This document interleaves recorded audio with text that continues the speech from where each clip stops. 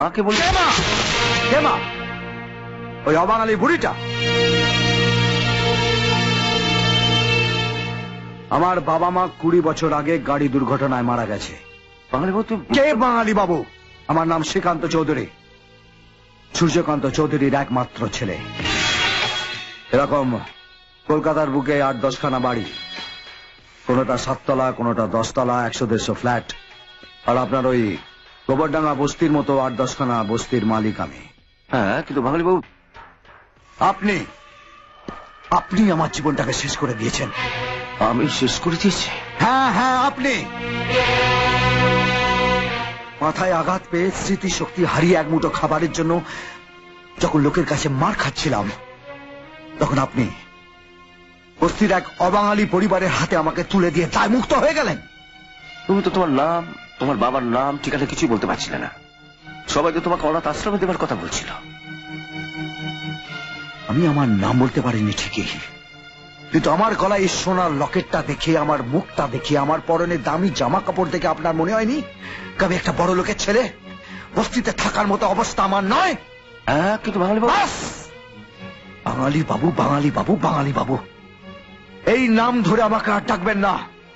আমাকে বাঙালি বাবু সাজিয়ে আমার জীবনের 20টা বছর আপনি নষ্ট করে দিয়েছেন।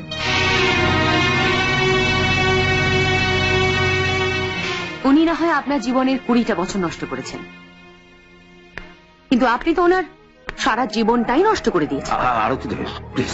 আমায় বলতে দিন। শুনুন শ্রীকান্ত বাবু, এই মানুষটির জন্যই আপনি বস্তিতে থেকেও দামি দামি পোশাক গায়ে দিতে পেরেছেন। এই মানুষটির জন্যই আপনি অত বড় একটা স্কুলে ভর্তি হতে পেরেছিলেন। আপনার বস্তির বাবা মা যখন আপনাকে স্কুলে ভর্তি করাতে নিয়ে গেছিলেন, তখন আপনার পিতৃ পরিচয় ছিল না বলে স্কুল অথরিটি আপনাকে ভর্তি নেননি।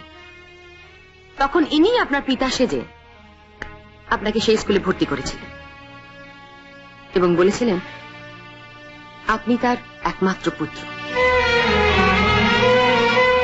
আপনার জন্য উনি বিয়ে পর্যন্ত করেননি। বিয়ের কথা উঠলে বলতেন আমার একটা ছেলে আছে, আমি কি করে বিয়ে করব? আজকে বলতে দিন। আপনার জন্য উনি প্রমোশন পর্যন্ত নেননি। এই গোবরডাঙ্গা থানাতেই থেকে গেলেন এতগুলো বছর শুধু আপনার দেখাশোনা করার জন্য। যে মানুষটা শুধু দিয়ে গেল, পেল না কিছুই, আজ সবকিছু পেয়ে আপনি বলছেন উনি আপনার জীবনটা নষ্ট করে দিয়েছেন। বাহ বাহ শ্রীকান্ত বাবু, বাহ।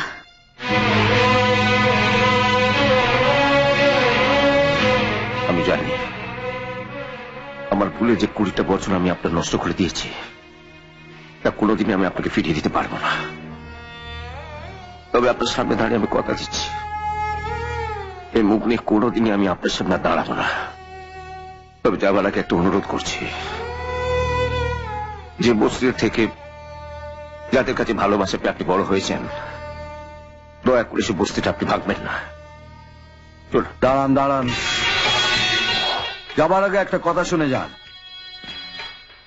আপনার এই অনুরোধ আমি রাখতে পারবো না। ওই বস্তি আমি ভাঙবই।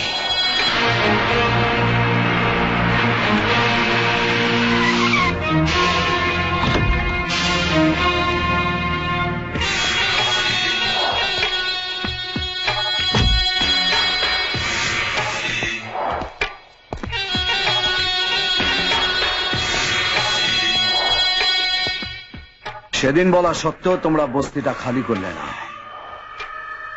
আজ আমি বুলডোজার দিয়ে তোমাদের বস্তিটা গুড়িয়ে মাঠ করে দেব।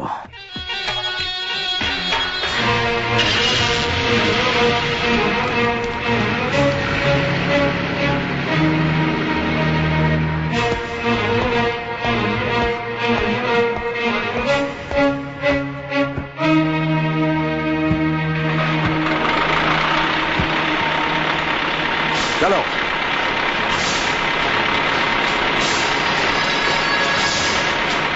चला चला बेटा, चला चला तेरा बुलडोजर। बस्ती तोड़ने के पहले मेरा सिन्हा तोड़ना पड़ेगा। चला हिम्मत है तो चला। लक्ष्मी, चला हमारा कोई बेटा नहीं था, कभी भी नहीं था, अभी भी नहीं है। चल।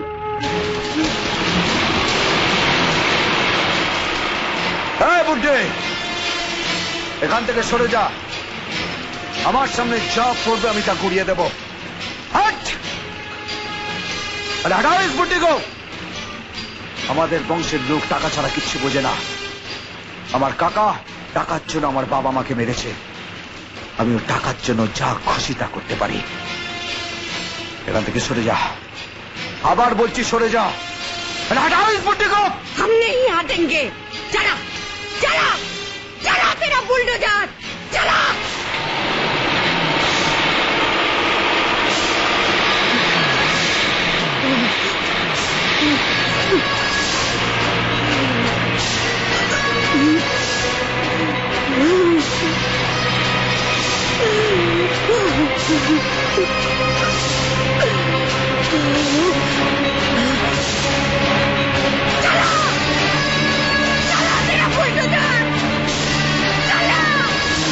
बेटा चला, चला बेटा, चला तेरा बुलडोजर,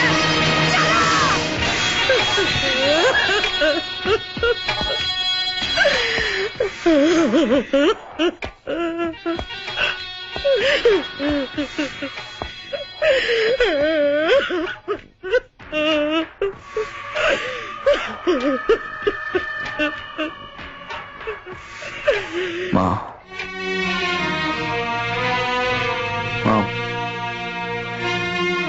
আমার ভাঙতে না দিলে আমি গড়ব কি করে মা? এই বস্তিটা ভেঙে আমি বিরাট বাড়ি তৈরি করব, যেখানে থাকবো আমি, আমার বাবা মা আর আমার এই বস্তিবাসীরা।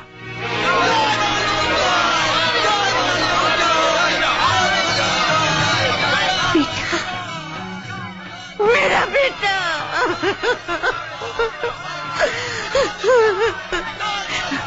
चल बेटा, नया भवन गांधी के लिए हम भी तेरा साथ है। चल।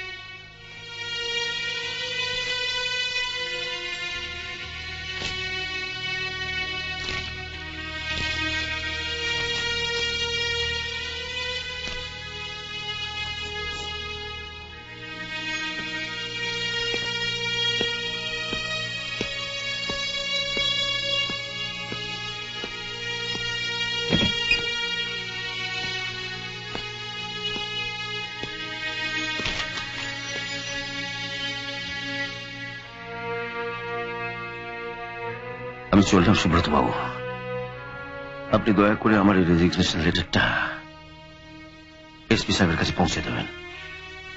স্যার, আজ 22 বছর কোন রকম প্রমোশনের তোয়াক্কা না করে আপনি এই থানাতেই রয়ে গেলেন, কিন্তু স্যার আজ কি এমন ঘটল যে শুধু এই গোবরডাঙ্গা থানা ছেড়ে চলে যাওয়াই নয়, আপনি পুলিশের চাকরিটা পর্যন্ত ছেড়ে দিচ্ছেন? স্যার, 22 বছর ধরে যার জন্য থানায় রয়ে গেলাম, সেই বাঙালি বাবু আজ আমায় মুক্তি দিয়েছে। বাবুজি,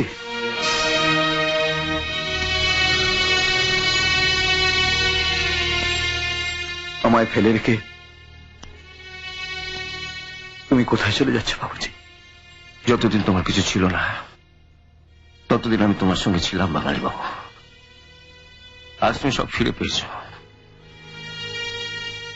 তোমার বাবার সম্পত্তি, বাড়ি, গাড়ি, টাকা পয়সা। আজ যে আমার তোমার প্রয়োজন নেই, পেয়েছ।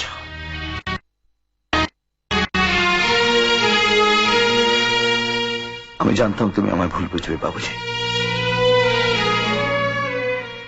তুমি শুধু আমার মুখের কথাটাই শুনলে,